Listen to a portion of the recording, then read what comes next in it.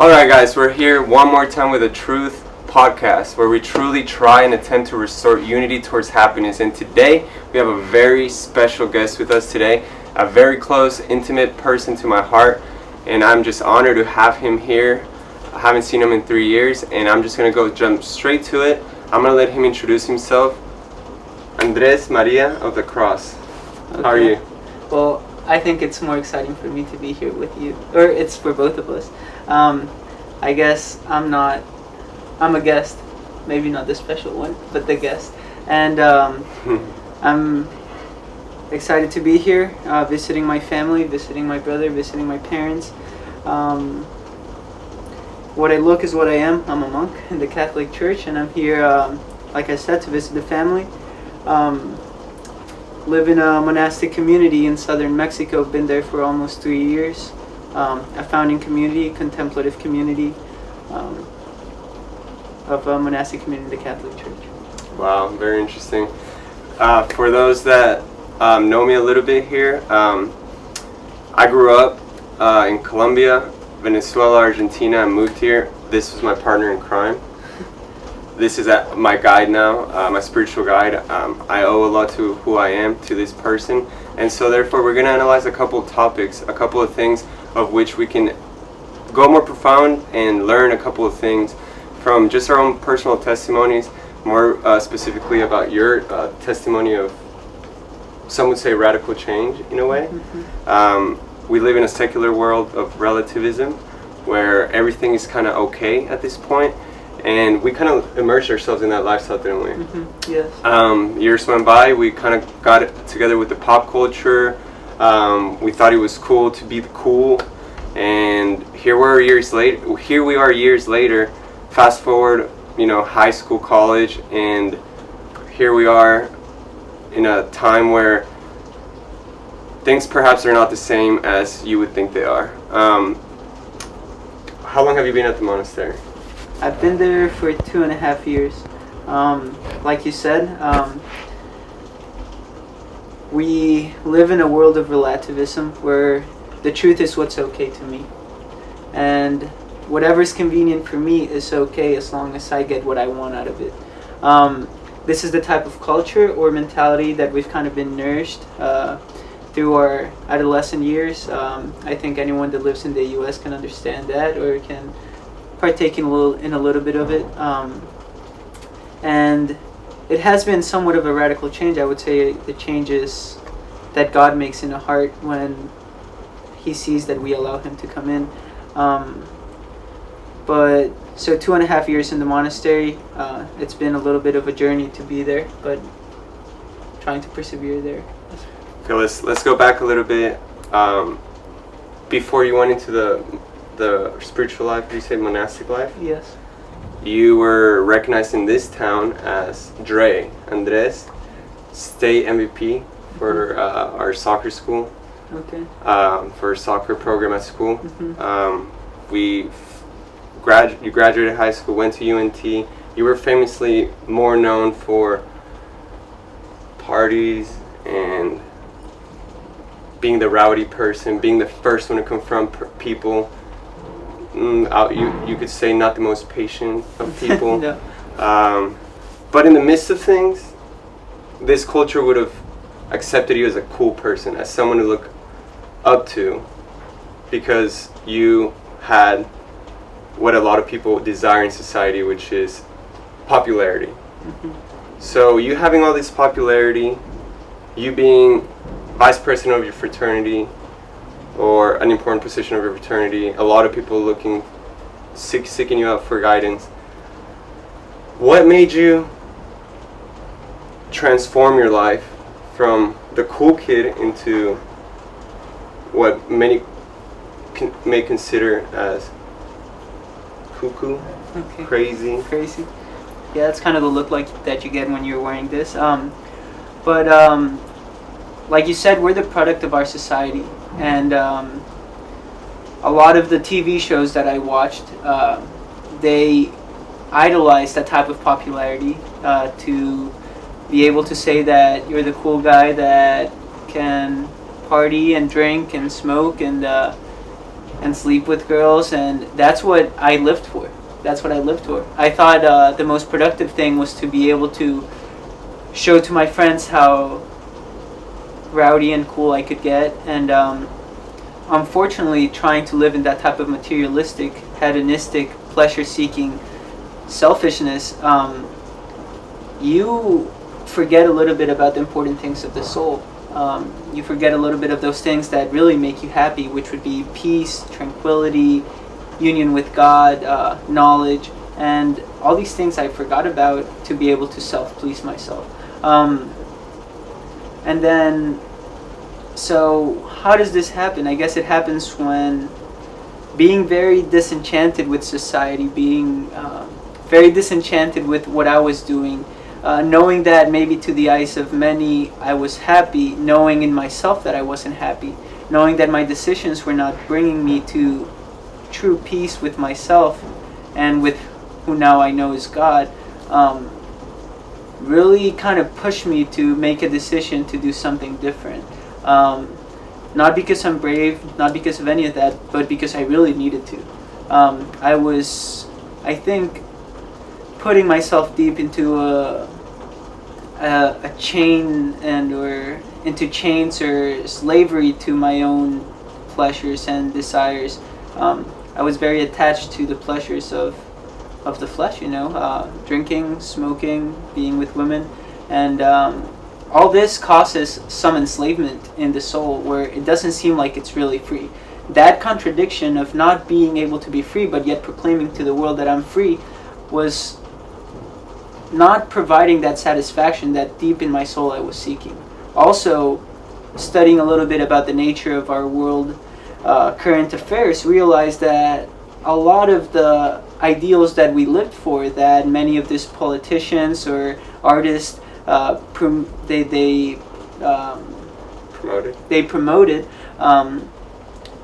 were really contradictory to what I was starting to find out to be truth. I was realizing that this government, which happens to be very corrupted in many ways, was in charge of my own education. What a contradiction that would be if I allowed the government to educate me, even though I wasn't really doing good in school because I cared more about partying anyways. But so that kind of drove me, with the opportunity with another friend, Matthew Chitsey, to leave my current state of life, to leave those things that were getting me attached and were not making me free. And sorry to interrupt you. Just so people know, what time of your life was this? This was when I was 20 years old. And you're 25 right now? 26. Wow. So this was in 2010, beginning of 2010. So met up with Matthew Chitsey, and he told me he had this idea of going hitchhiking, leaving the fleeting pleasures of this world to try to find some eternal truth, and very much felt identified and very much found escape at that moment. I was like, okay, I'm tired of this. This is something different that I can do. So in some sense, we realized, well, the things that we seeked, that we seeked as means to make us happy, were not making us happy, such as money, parties, lies, etc. So we decided to leave those things. We leave our friends, leave our money, leave the commodities of today's life, and with a backpack start hitchhiking and try to find out that truth that in some sense we are all always seeking, but we don't know where to look. Where did you start hitchhiking to? Well, we left from here, Highland Village, around 3 in the morning, January 5th of 2010, and we wanted to go to Southern California because it was the warmest place in the U.S., or Florida, but we knew California would be more liberal and other things, so we decided to go there. And just for the warm weather, I guess, and it was middle of the winter. Went there, and at first I was terrified, and I recognized that. We left around 3 in the morning, and I realized, I was like, okay, what are we going to eat? We have just a few snacks. Where are we going to sleep? How are we going to get to where we're going? So I shouted out from the depths of my heart a prayer to God, even though at that point I didn't really know God. I pretty much said, God, I want to know you just as you are. If you exist, I want to know you for who you are, not for who others tell me, not for what other people insinuate about you, but for who you really are in your essence, if you do exist. And if you do exist, please protect me, because I'm kind of scared. And so yeah, that happened. And the next couple days after, like, I felt this liberating, moving thing in my soul, that I was becoming more detached of things that usually I used to thought they were necessary. For example, such as the way I looked. I was so worried before how I looked. I used to pluck my eyebrows. And I was so worried about it now. I was on the streets, haven't showered for a few days. My clothes look very dirty, so people are obviously going to think I'm some crazy dude or just whatever. But they wouldn't think of me what they used to think before. So that part, that detachment from what people thought of me, I recognized it to be very liberating. Also, another thing was to know that when Jesus said, and I carry the Bible with me, and at some point it says, why do you worry about what you eat or what you're going to wear? What about the birds in the sky? They don't sleep or sow, and they get their food every day, and God our Father takes care of them. And I read that and I felt identified, because even though I didn't have food the normal ways that you used to, I never starved. And food would come in very miraculous ways. And you were so much thankful because you had it, because you didn't know where it was coming from. So there was a lot of liberating aspects to this journey. And I think the most crucial one was to come in contact with the reality that God exists. At this point, I'm Catholic. At this point, I didn't really believe in the Catholic God as I thought of him. But I definitely was coming in contact with this spiritual being that is infinite and penetrates all of creation and guides world affairs and souls to come to know his truth. And I was coming in contact with this spiritual truth that was so different from everything that I seeked. So I think that was the most crucial grace that I received at that moment, was to recognize that God does exist. He is way more mysterious than we can believe or we can think so, but that he loves us. And I can say that I was experiencing that.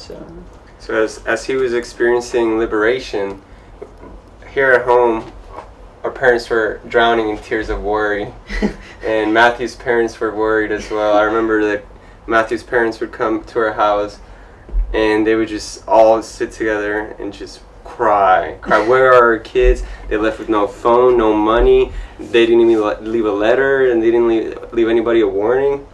You left the apartment. It's like, where did my brother go? I supported you the whole time, you know. I knew you needed some sort of like soul seeking. Mm-hmm. And years later, I didn't understand exactly what you were trying to do. Now that I see you where you're at right now, I'm just filled with joy that you've been able to bring back joy to me, in a sense that you find security. If my older brothers found security, it brings me a sense of security. You always look up to your older brothers or friends, and in that sense you've given me some sort of security. But I've been meaning to ask you this. The first year, I remember you came, let's say, more hippie, you would say, more new age, longer hair, trying new things here and there, but a little bit maybe more confused, I would say. What was it specifically within your journey that from one day to the next you say, I want to follow the Catholic faith, or I want to follow this particular journey, or I want to go in this particular route and not this other route that I've been going in? Well, I think from the moment I left, there was this vague idea of the stories that our mom told us of saints. One of them being St. Francis. And even though at the time I confused his name with St. Thomas, so I brought a book of St. Thomas Aquinas, who's a completely different saint than St. Francis. And because I remember Mom telling us about St. Francis leaving his family, leaving the riches that he had and his frivolous, very worldly type of life to be able to seek God in a poverty and detachment of things. So I kind of felt a little bit identified, even though I'm not holy like he is. And so that always kind of left something in the back of my head. I was like, there's something special about those saints that Mom told us about. I don't know what they do, but I don't do what they do. And it seems like the world is not doing what they do. But anyhow, yeah, like you said, traveling around California was the environment you find yourself in hitchhiking is very open, but there's a big mix of religion and spiritualities, and very new agey. We all believe in this essence of the universe, which is this powerful energy that gives life and is within us all, and it's love, but and we're all right, nobody's wrong, and well, no, some people are wrong, they said that as well, but very new agey type of faith. Jesus is just another prophet, just like Muhammad, like Buddha. They're all here to enlighten us to go to God, and God, like I said, is this infinite energy, but it's not a personal God. So it was a nice interaction because I met wonderful people that I love, but also came through with ideologies that were very mixed. Buddhism, Hinduism, Catholicism, Christianity, atheism, a little bit of everything. And you just took whatever you wanted from each one of those philosophies or creeds, and you kind of made your own soup. So that's how I came back from my first hitchhiking trip. And it was funny because Mom said, she's like, Andres, oh, I see you and you're so happy, but you're so crazy. Your ideas kind of make no sense. I was like, oh, Mom, it's okay. We're all one anyway. May the spirit of all guide us all, and all these things, which there's some truth to it, but maybe we can study it some other time. So I came back, and it was interesting because Mom asked me, he's like, hey, do you want to go to Colombia? And I was like, okay, well, I'm traveling and I love traveling, so you're buying me a ticket to Colombia, sweet. And when I went to my grandma's prayer group. She meets with her old friends and they all pray, and they're very charismatic. And for my birthday, she took me to this prayer group, and I was like, sweet, we'll get in touch with the spirit. It's going to be awesome. Spirit exists, so I'll get in touch with the spirit with my grandma and whatnot.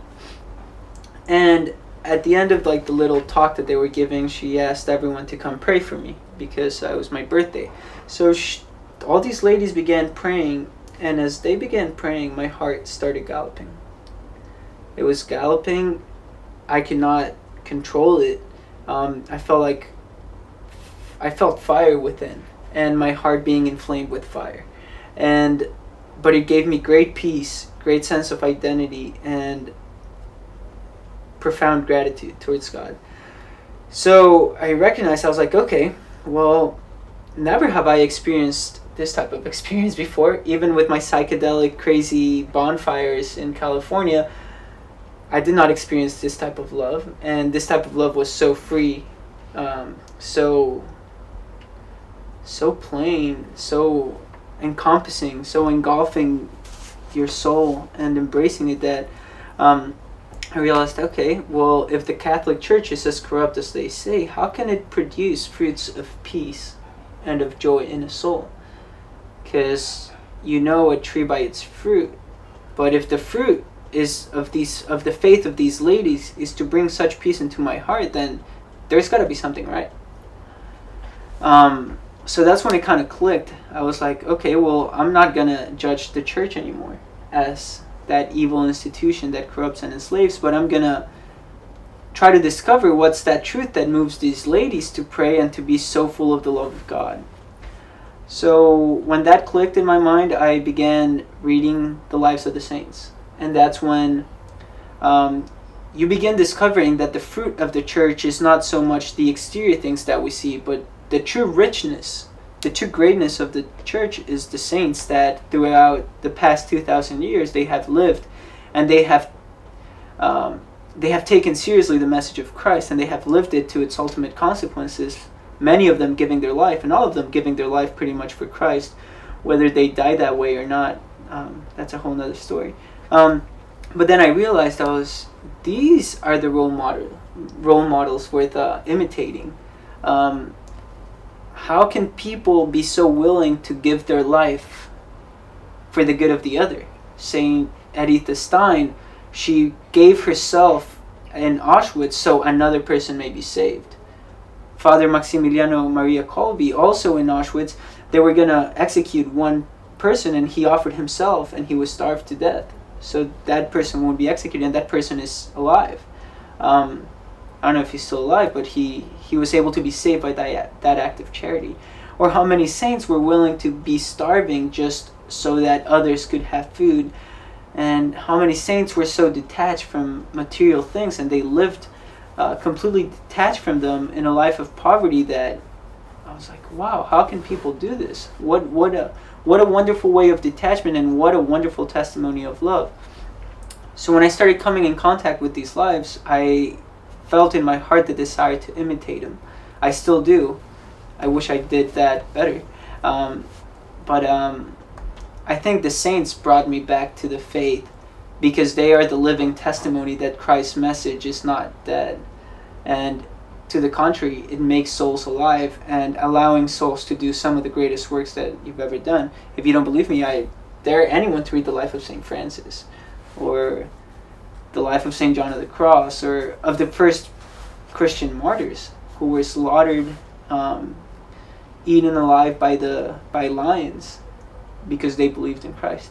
So I think that testimony was the main catcher to bring me back to the faith. And that's when I started to really take seriously searching, what does the faith teach us? What does the church teach us? What is the truth? And I haven't stopped being marveled by that. Wow. Well, based on what you've been telling us, this is a podcast where truth represents together restoring unity towards happiness, and you're mentioning something that in today's society just doesn't quite fit in right. You're saying that these people, who some know as saints, basically gave everything up to obtain happiness, fulfillment, when in today's society you're basically proclaimed to do the complete opposite. You're basically supposed to accumulate and spend and hog everything to yourself. How does that view contradict the view of all of these people, and how can we bring, if we're really trying to find happiness, how can we bring about a different message to society right now when we're in the middle of an epidemic of suicides, pharmaceuticals? We're in the middle of an epidemic of altered personalities and schizophrenia and diseases. Do you think this could be an alternative, or do you think this is something that should be prioritized at this point? Separate ourselves from the narrative that is obviously not working, and bring back a narrative that really brings about personal peace, personal encounter, personal love, to obtain happiness. Do you think this is an actual way of life that should be prioritized and not laughed at, perhaps? Oh yeah, definitely. And I think one of the reasons why we are how we are is because we haven't really taken Jesus seriously. We haven't really assimilated his message, his word, his good news, his doctrine, and we haven't really lived it as a society.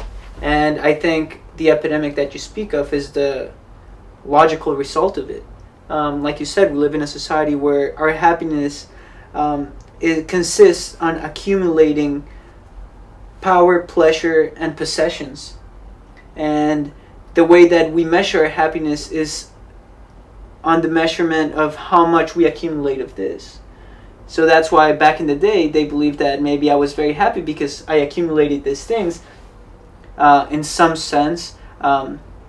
Yet realize, and I think if people ask themselves interiorly, has this thirst for these things truly given me peace, truly given me happiness? I think another important thing is to make the distinction of what the world believes happiness is and what we believe happiness to be as Christians. Because Jesus says, the peace I give you, but not as the world gives it. So Jesus is telling us that he gives us this peace. He's giving us this truth, but it's not the truth or the peace that the world understands, and it's not how the world understands it. So I think one of the first things is to make that distinction: happiness. We are seeking happiness. That's undoubtable. I mean, there's alcoholics because they thought their happiness consisted in drinking. There's people that are addicted to pornography because they believe that their happiness consists in watching pornography. There's people that are so ambitioned and they're willing to do anything so that their company succeeds and becomes wealthier because they believe that's what's going to make them happy. So in some sense, we're all seeking happiness. But if we don't know what happiness is, then there's no way we're going to get to it. And I think one of the biggest challenges for this today is to really question ourselves, what is happiness? And what is our happiness? What is making me happy? And to ask ourselves, is that really making me happy? Because it's not happening. It's not happening. I mean, so let's start to interrupt. So there's ways of becoming happy. Mm-hmm. Is there ways of becoming unhappy? Is there things that directly make you unhappy? Okay. First, so what do we understand for happiness? Christians, Catholicism believes that happiness is the tranquility of soul that is a consequence of doing what is right. So when you're doing what is right before the eyes of God, when you're doing what is right before the eyes of natural law, then there's a sense of tranquility and peace in your soul. Happiness in Catholicism is the fulfillment of God's will in us. Catholicism believes that God's will, being the fruit of his intelligence, which is perfection, is nothing but perfection itself. So perfection and happiness, the way you achieve happiness is in the measurement that you perfect yourself in God's love. And to perfect yourself in God's love, you must do God's will. So there we see that there's already a difference. We believe happiness to be to do the right thing according to God's will. The world thinks happiness is an exterior superficial emotion that you attain by laughing, enjoying extreme pleasures, possessing, and all these things. But that is never the Christian message to happiness. See, happiness is not to avoid suffering. Happiness is to suffer, but to suffer lovingly.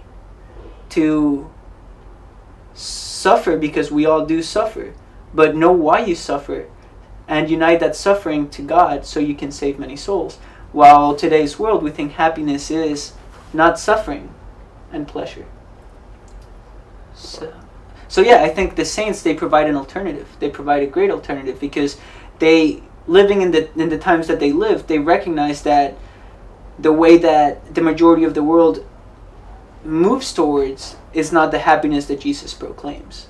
So they are examples of living the gospel of Jesus, making it incarnate in themselves, incarnating it, living it, and we see the result of it. We see how souls that do not have the things that the world offer, yet they're very happy.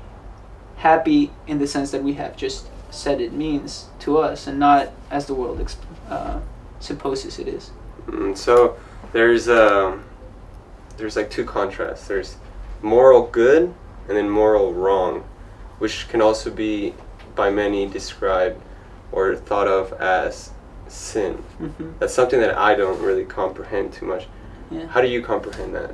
Sin? Mm-hmm. That's also a mystery. Sin can be described as the selfish act that separates us from truth, beauty, and love. So, if we look interiorly, we know we're full of selfishness. Many times we seek our own selves. Not for the sake of the other, but for the sake of my own. So, when we commit this type of selfish act, which is contrary to love, we automatically separate ourselves from God. Not because we exist away from God, but because in God we have the freedom to be with Him or not. So sin being a contradiction from truth and God being truth Himself is a contradiction from God. So sin is a separation. Sin is the fruit or the product of our choices.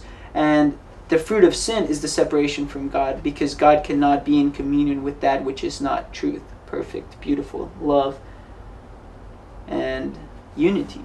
And sin, what it does, it divides. It divides your soul in a sense, because your soul is in contradiction with itself and its nature, which asks us to love. Yet when we sin, we're not loving. We're not giving ourselves for the good of others, but we are hurting ourselves and maybe even hurting others for our own good. And it's interesting because when you sin, there's a little concept of it that makes you kind of hide a little bit. When you do something wrong, you kind of want to go into yourself. Be with yourself a little bit, because there's a little bit of shame. And unfortunately today, our conscience is so badly educated that people don't even notice that. But so yeah, I think sin would be the contradiction that we commit when we freely choose to do something that is not God's will. What do you think about Hollywood? Hollywood. The holy wood of the cross, or Hollywood as in Hollywood. Okay, I guess it depends. The environment that it encompasses, or the movies that they release, the culture they create, as well, a whole. Okay. The effect it's had on society. Mass well, media. I think the effect of mass media and the way that truth is presented and the way that reality is presented, especially in Hollywood, is very unfaithful to truth. Hollywood of the past. It's not. It's really promoting the type of lifestyle that is really hurting us. And it creates these idols which become the heroes of society. When we were growing up, how much more I admired a famous actor, a famous athlete, than God, or than truth, or than any other normal human being, and how much I looked up to what they said, as if what they said was norm of truth.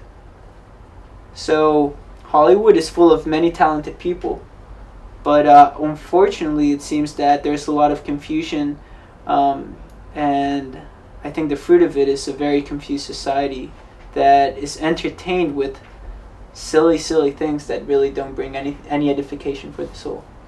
Who is the person you look up to the most? Jesus and Mary. But Jesus because he's God. And Mary is that because Mary on your...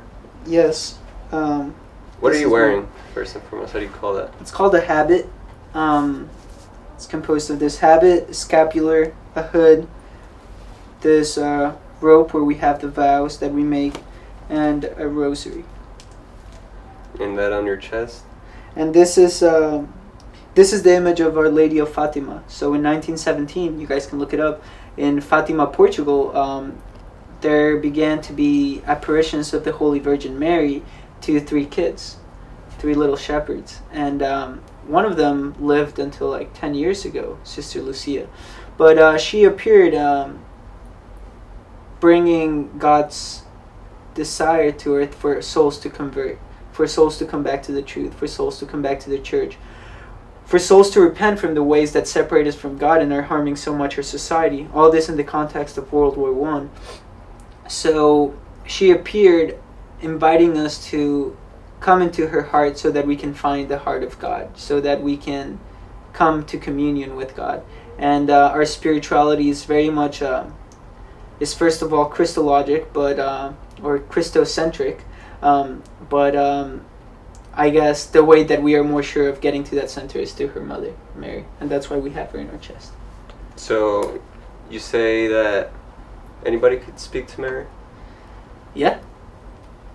Wow. And anyone can speak to God and speak with God. What do you think is the biggest tragedy that's happened in the past 20 years? The biggest tragedy, forgetfulness of God. That's the biggest tragedy. Forgetfulness of God. We live in a society acting like God does not exist.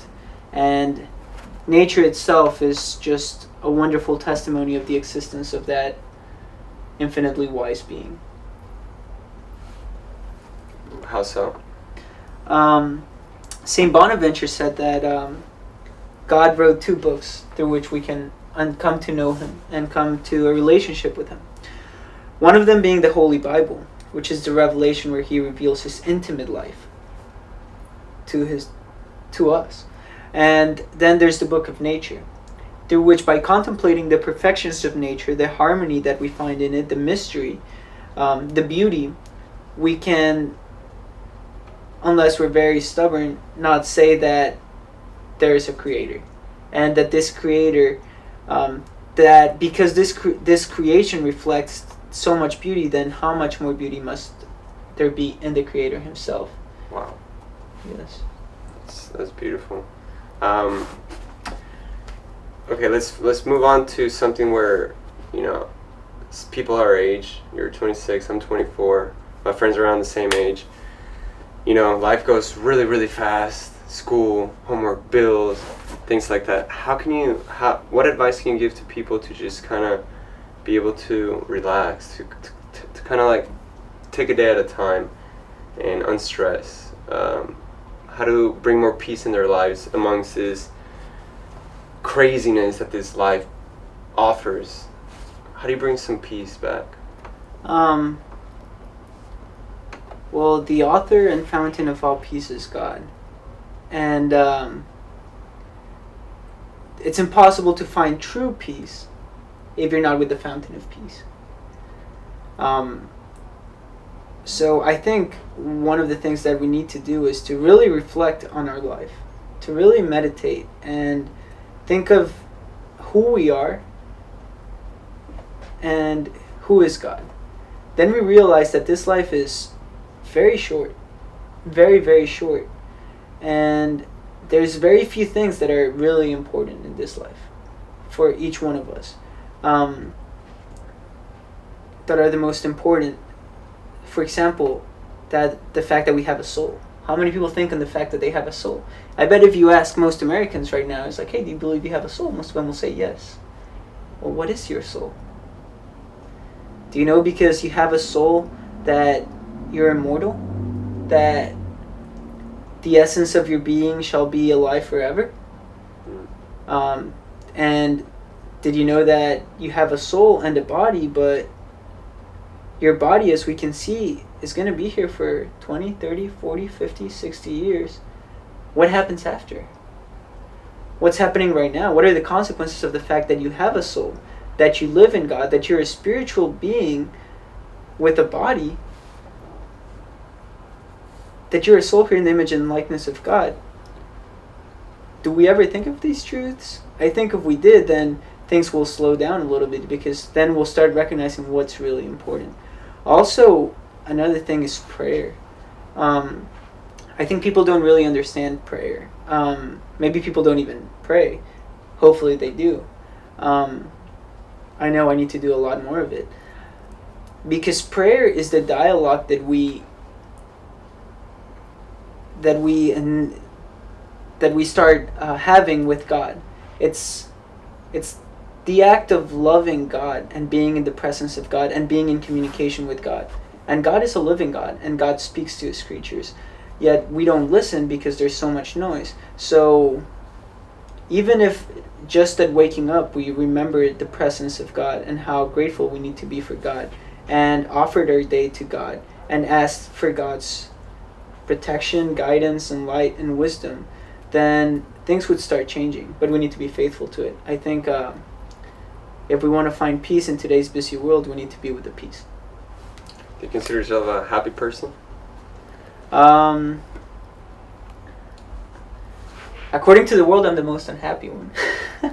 Because I've given up everything that they want or everything that they desire. But in my soul, I'm very happy, in the sense that I feel that I'm doing what God is asking of me to do, even though I have many imperfections and I am not doing it correctly. And there's better ways of me for me to be faithful to what God is asking me of. But there's a coherence, there's harmony between what I believe and what I'm living, and the experience of getting to know God even though what I know of him is so little compared to his mystery and to his beauty and to his love, is worth it. And that brings the greatest joy to my life, even amidst many sufferings. Okay, well, I'll ask you one more question and we'll wrap this up. What do you say to those that say that the Catholic Church is a terrorist organization or distasteful or corrupt? It's part of Masonry. Well, explain then. I would say I would respond the way Fulton Sheen responded once. He said, Bishop Fulton Sheen, he said, most people hate what they hear of the church, but people don't hate what the church teaches. What is he trying to say? He said, people don't really know what the church teaches. They just hear what other people say about its teachings. So I asked this, when was the last time anyone really read what the Pope wrote? Or when was the last time that we read the conclusions of the Second Vatican Council, or that we read the writings of the saints, or read the writings of the doctors of the church? We don't. So we really have no idea of what the church teaches. So what is the church? What is it like a building? Is it St. like Paul the Vatican, says, or St. Paul says is the mystical body of Christ. So the church has a spiritual dimension to it, because we're all part of that church. We're all living temples of the Holy Spirit, and we all edify the church of Christ, each of us fulfilling our own missions. So the church has this mystical or spiritual aspect to it, but the church also has a visible aspect to it because we live in a visible world. And the church is composed of people who are visible. So what is the church? The church, as the church teaches, is the mystical body of Christ, the spouse of Christ, is the mother of the faithful, and it's all of us. You are the church, I am the church, every baptized is the church, and we hope that everyone becomes part of the church. It's definitely not just a material institution. If for some reason something happened to the Vatican and it disappeared, the church continues. So I would really encourage people to try to discover what the church teaches, because it's really wonderful. It's really amazing. And do that and not let themselves be misguided by what people think of the Catholic Church, because there's a big difference from what people think and what it really is. Wow.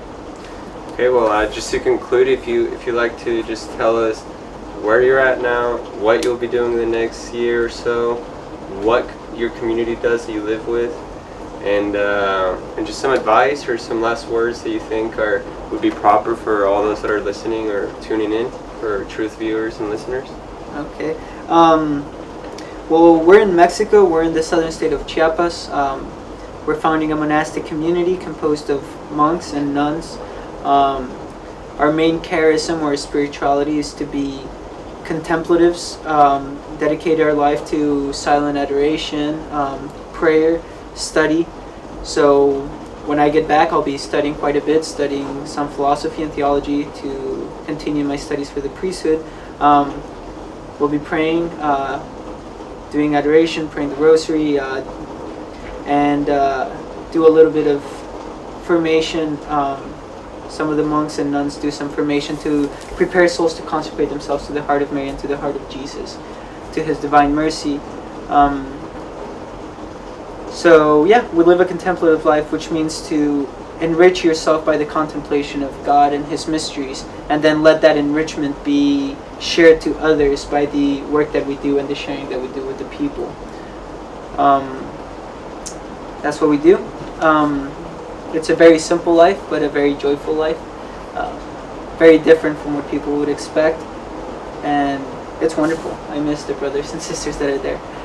And as advice, say from your past life that people knew you as to where you're at right now, what is one thing that you can tell people that helped you liberate yourself?